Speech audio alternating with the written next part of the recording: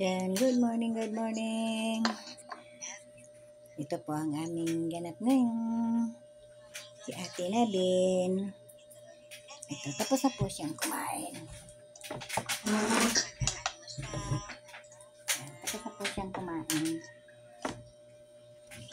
Ito po siya. Oh. Tapos nang kumain ng dalaga. Tapos na bang kumain? Sabi mo, hello. Hello po. Ako po si Ate Nadine. Hello po. Ako po si Ate Nadine. Di ba?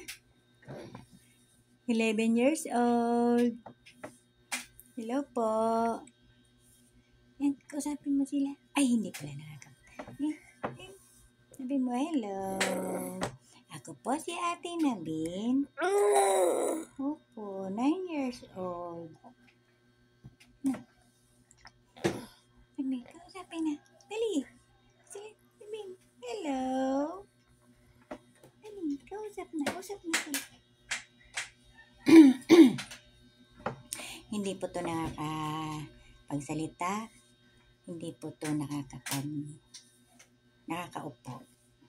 Malambot kasi yung leeg niya. Ibig sabihin, naliyad siya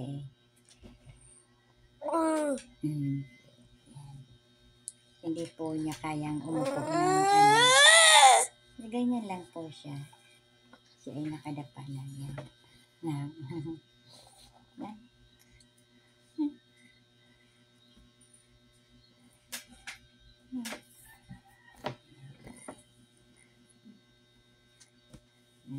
Ganyan po siya. Pag naliyad, talagang liyad na liyad yung ulo niya. Ako si Ate Nadine. 11 years old na po ako. Hindi pa ako nakakapagsalita at hindi pa ako nakakaupo ng sarili niyang upo. Kailangan nakaalalay ka. Yung wheelchair naman po, yung pang wheelchair na ordinaryong pang senior, hindi pwede sa kanya. Kailangan talaga yung wheelchair niya talagang mayroong dito, brace. May belt dito. Kaso mahal, hindi ko kayang bilhin. Kaya, sino pong malambot ang puso, mag-sponsor ng kanyang wheelchair. Yan. Para sa kanyang wheelchair. Hindi ko kasi kayang bilhin. Sino po ang magandang loob, mag-sponsor po sa kanya para sa kanyang wheelchair. Malaki na po kasi siya Hindi ko na senior na rin ako. Minsan hindi ko kaya siyang buhatin. Kaya pag may wheelchair po, kahit doon siya nakaupo, doon ko siya pakakainin.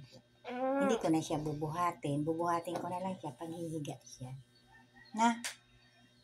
Sino po ang may magandang loob, pwede po mag-sponsor para sa wheelchair ng aking apo. Maraming salamat po. God bless. God bless po.